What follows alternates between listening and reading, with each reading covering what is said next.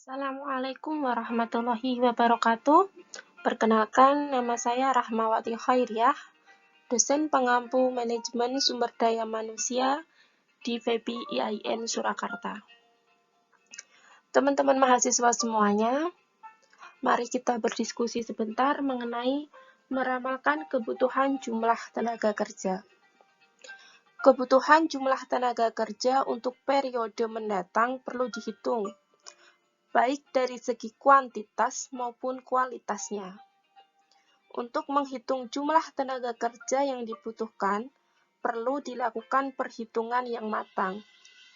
Artinya, jangan sampai salah perhitungan dan terjadi kekurangan atau kelebihan tenaga kerja. Kemudian, pada saat dibutuhkan, tenaga kerja yang diinginkan tersedia segera atau dalam waktu yang tidak terlalu lama. Untuk itu, perlu dilakukan peramalan jumlah tenaga kerja yang diinginkan, serta sumber-sumber tenaga kerja untuk mengisi kebutuhan tersebut. Kemudian, dalam meramalkan kebutuhan tenaga kerja, perlu dilakukan suatu proses atau tahap-tahap yang benar. Berikut ini proses atau tahapan meramalkan jumlah kebutuhan tenaga kerja sekarang dan di masa yang akan datang. Proses yang pertama yaitu mengidentifikasikan jumlah tenaga kerja beserta kualifikasi yang dimiliki sekarang, sesuai dengan tingkatan atau level yang ada untuk masing-masing kantor, baik untuk kantor pusat, cabang, unit, ataupun pabrik.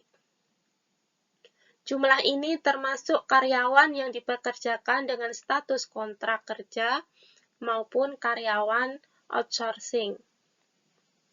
Proses yang kedua yaitu memperkirakan jumlah tenaga kerja yang kemungkinan akan keluar dalam satu periode yang akan datang. Periodenya minimal 1 tahun dengan rincian sebagai berikut. Pertama, jumlah karyawan yang akan memasuki usia pensiun. Yang kedua, memperkirakan kemungkinan karyawan akan keluar. Dapat diobservasi dari perilaku karyawan tersebut.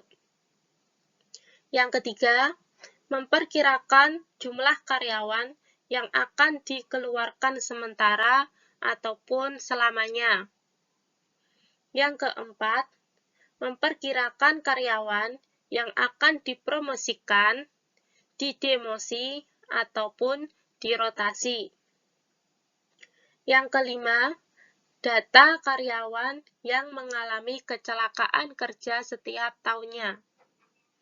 Kemudian, proses yang ketiga yaitu memperkirakan jumlah tenaga kerja yang dibutuhkan yang akan datang jika perusahaan akan melakukan 1. Perluasan usaha dengan membuka cabang baru, gudang, pabrik, yang itu tempatnya di dalam negeri maupun di luar negeri.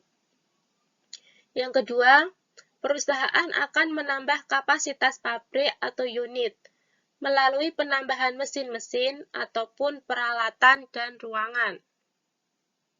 Kemudian, proses yang keempat yaitu memperkirakan kebutuhan dana atau biaya yang dibutuhkan untuk menempatkan orang yang akan digantikan.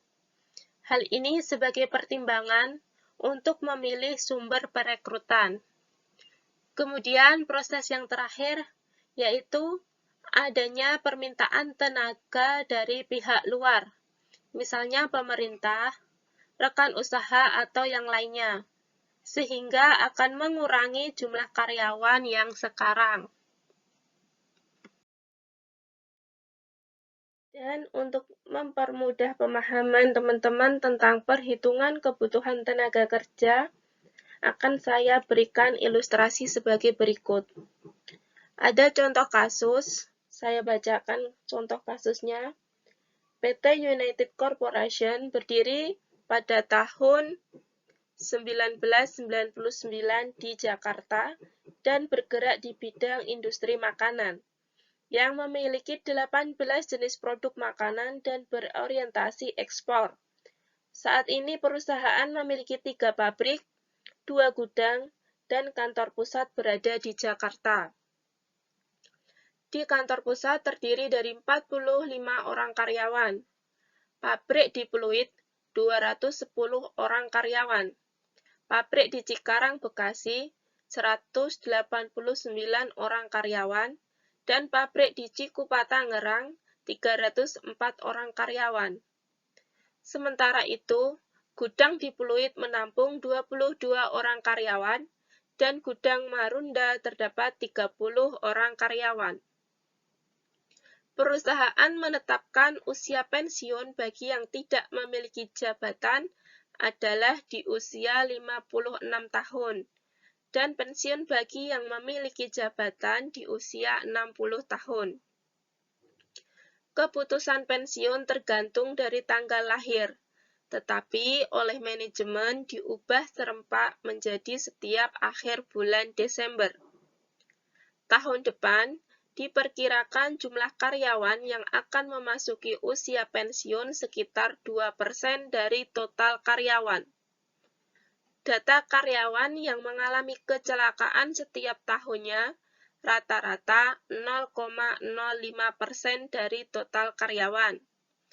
Karyawan yang keluar sendiri sebanyak 1,3%. Kemudian, karyawan yang dikeluarkan dengan berbagai sebab rata-rata 0,025% per tahunnya.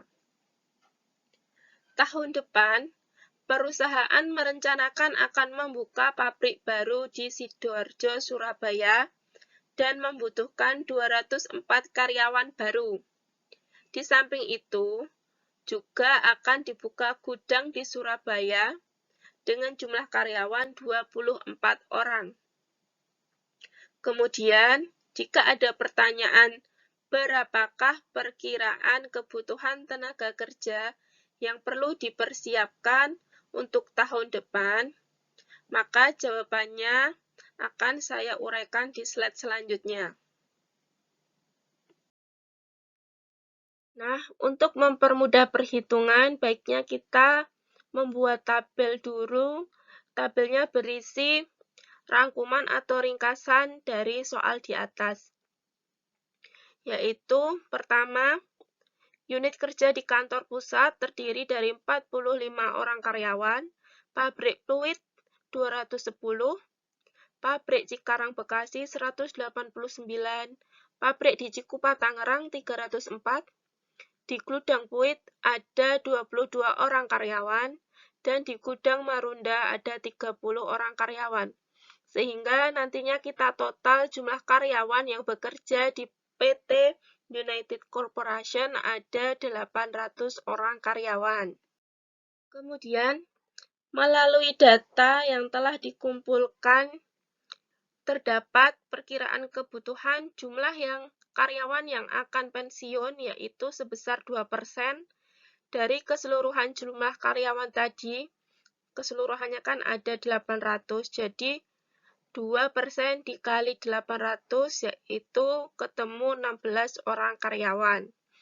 Kemudian jumlah kecelakaan kerja karyawan tiap tahunnya ada 0,05, atau setara dengan 4 orang karyawan. Yang mengundurkan diri ada 1,5%, itu adalah 12 orang karyawan.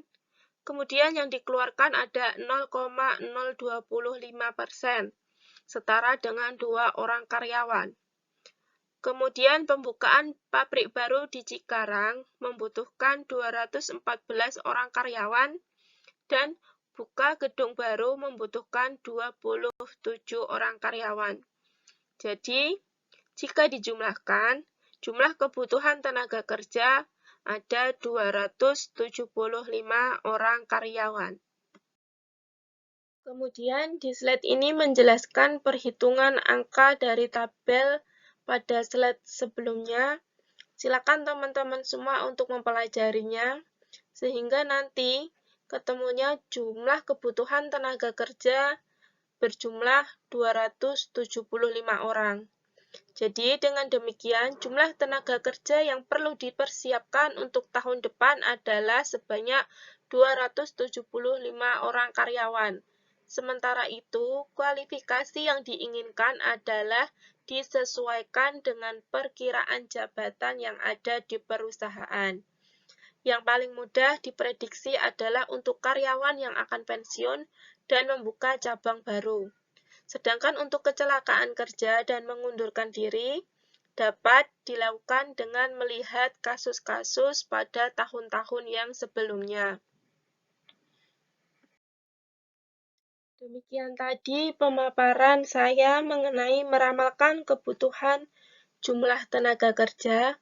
Semoga teman-teman dapat memahami dengan baik dan silakan teman-teman untuk melanjutkan mengerjakan tugas. Silakan buka link di bawah pada deskripsi box untuk mengerjakan tugasnya. Dan apabila ada yang kurang paham atau perlu ditanyakan, silakan teman-teman bertanya pada kolom komentar. Terima kasih atas perhatiannya. Assalamualaikum warahmatullahi wabarakatuh.